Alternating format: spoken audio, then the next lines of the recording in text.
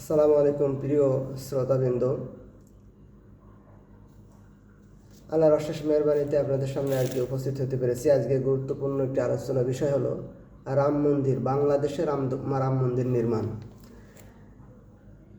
প্রায় সব কয়টি মিডিয়ায় খুব বহুলভাবে আলোচিত হচ্ছে যে গাইবান্ধার পলাশবাড়ি উপজেলা হোসেনপুর ইউনিয়নের বাঞ্চারামপুর গ্রামের রামচন্দ্রপুর গ্রামে 50 ফুট উচ্চতার এক রাম মন্দির নির্মাণ করা হচ্ছে। স্বাভাবিকভাবে বাংলাদেশের 50% মুসলমানের 90% মুসলমানের রাষ্ট্র হওয়ায় এখানে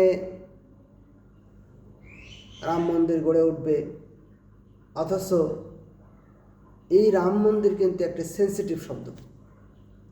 ভারতের মুসলমানদের প্রাণপ্রিয় মসজিদ বাবরি মসজিদ ধ্বংস করে, শত শত বছরের পুরাতন বাবরি মসজিদ ধ্বংস করে রাম মন্দির তৈরি করা হয়েছে। সুতরাং রাম মন্দিরটা হচ্ছে বিজেপির একটি প্রজেক্ট। রাম মন্দিরটা হচ্ছে বিজেপির একটি প্রজেক্ট। সুতরাং স্বাভাবিকভাবে বাংলাদেশের মুসলমানরা একটু ভয় পাবে যে ভারতে নয় মুসলমানরা কম, সেখানে তারা রাম মন্দির তৈরি করলো, সেখানে দাঙ্গা করলো, মুসলমানদের হত্যা করলো, এখন মুসলমানদের পুশিং করছে। সেই রাম মন্দির আবার বাংলাদেশে তৈরি হচ্ছে। এটা ধীরে ধীরে পুরো ভারত উপমহাদেশের কী অবস্থা দাঁড়াবে, জাতি হিসেবে মুসলমানদের কী পরিণতি দাঁড়াবে, এ ব্যাপারে অনেকে উদ্বিগ্ন, অনেকে প্রশ্ন করছেন। প্রিয় ভাইয়েরা, আপনাদের একটা জিনিস মনে রাখতে হবে যে ইসলাম হচ্ছে মধ্যপন্থী ধর্ম। ইসলাম বাড়াবাড়িও পছন্দ করে না, একেবারে ছেড়ে দেওয়াও পছন্দ করে না। অপর ধর্মের ব্যাপারে ইসলামের কিছু নীতি আছে। সেই নীতিটা হচ্ছে ধর্ম গ্রহণের ব্যাপারে। একটা আছে সূরা বাকারা 256 নম্বর আয়াত, আল্লাহ রাব্বুল আলামিন বলেন, লা ইকরাহা ফিদ-দীন ক্বাদ তাবায়্যানা রুশদ মিনাল গায়। দিনের ব্যাপারে কোনো বাড়াবাড়ি করা যাবে না, জবরদস্তি করা যাবে না, জোরাজুরি করা যাবে না। হক এবং ভ্রান্ত এটা স্পষ্ট, যে যেটা ইচ্ছা গ্রহণ করুক, না ইচ্ছা না গ্রহণ করুক। এছাড়াও জোরাজুরি করে তো গ্রহণ করা যাবে না, কিন্তু সমঝোতা করা যাবে কিনা ধর্মে, যে তুমি তোমারটা করো, আমি আমারটা করি, আবার তুমি আমারটা আসো, আমি তোমারটা যাই, অংশগ্রহণ করে আনন্দ ফুর্তি করি, এটা করা যাবে কিনা? না, এটাও করা যাবে না। এরপর আল্লাহ রাব্বুল আলামিন সূরা কাফিরুনে বলছেন যে লাকুম দীনুকুম ওয়ালিয়া দীন, তোমাদের দিন তোমাদের, আমাদের দিন আমাদের, একসাথে মিক্সড করা যাবে না।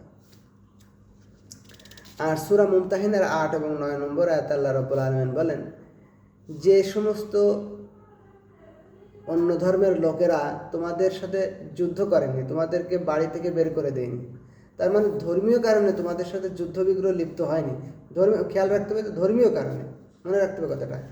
এমনি যদি করে থাকে সেটা আপনার এমনি এমনি পারিবারিক, সামাজিক, রাজনৈতিক, অর্থনৈতিক, জমি জমা, বাড়ি গাড়ি, এগুলো আলাদা ফাংশন, আইনগতভাবে রাষ্ট্রের আইনগতভাবে ফয়সালা হবে। তবে যে ব্যক্তি ধর্মীয় কারণে যদি আপনি কাউকে আঘাত করতে চান, তাহলে অবশ্যই ধর্মীয় কারণে আপনাকে বিতাড়িত হইতে হবে।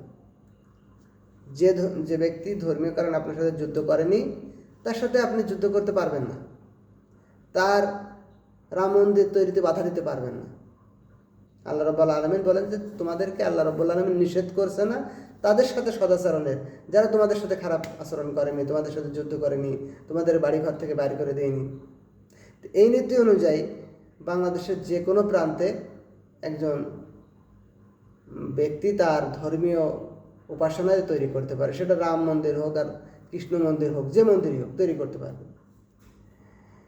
তবে সেই মন্দিরের ইবাদতের উদ্দেশ্যটা কি, সেখানে কি কোনো প্রোপাগান্ডা পরিচালনা করা, বাংলাদেশকে হিন্দু রাষ্ট্র তৈরি করা, বা বাংলাদেশকে ভারতের অঙ্গরাষ্ট্র বানানোর জন্য কোনো প্রজেক্ট হাতে নিয়ে, এরকম যদি কোনো ষড়যন্ত্র পাওয়া যায়, সেটার জন্য আলাদা হয়তো রাষ্ট্রীয় আইন প্রসেসের মাধ্যমে বিচার করা যেতে পারে। কিন্তু স্বাভাবিকভাবে একজন হিন্দু রাম মন্দির তৈরি করতে পারবে, সেখানে ইবাদত করতে পারবে।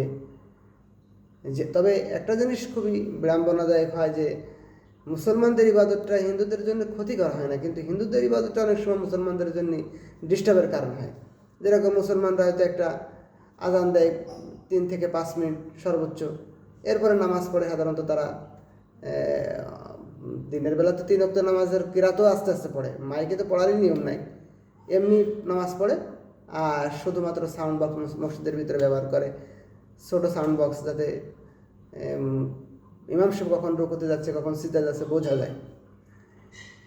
মুসলমানদের ইবাদতে সাইলেন্ট সিস্টেমের ইবাদত, এটা কাউকে কোনো উত্তক্ততা নাই, লাফালাফি নাই, রং মাখামাখি নাই। এজন্য মুসলমানদের ইবাদতে অন্য ধর্মের মানুষের কোনো ডিস্টার্ব হয় না। কিন্তু হিন্দুদের ধর্মে একটা জিনিস দেখা যায় যে এনাদের ভিতরে একটু বাড়াবাড়ি হয়, সেগুলো হিন্দু ভাইদের আমন্ত্রণ জানাবো যে আপনারা এটাকে পরিহার করার চেষ্টা করবেন। যে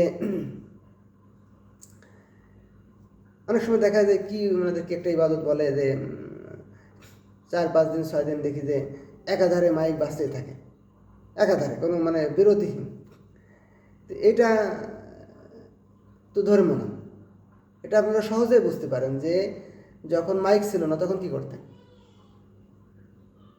এই সারাদিন রাত 24 ঘন্টা একাধারে 5-6 দিন যদি কোথাও মাইক বাজে, সেটা তো অবশ্যই মানুষের জন্য একটু কষ্টকর কারণ হয়। তবুও আমরা সেখানে বুঝে শুনে নিজেরা মিউচুয়ালি, এটা তারাও মানুষ আমরাও মানুষ, মিউচুয়ালি এটা ম্যানেজ করে নিব, এটা কোনো সমস্যা হবে না ইনশাল্লাহ। আর বাকি ধর্মীয় ইবাদত করার ক্ষেত্রে রাম মন্দির 50 ফুট উঁচু হবে নাকি 100 ফুট উঁচু হবে, এটা তাদের ক্যাপাসিটি, তাদের চাহিদার ব্যাপার।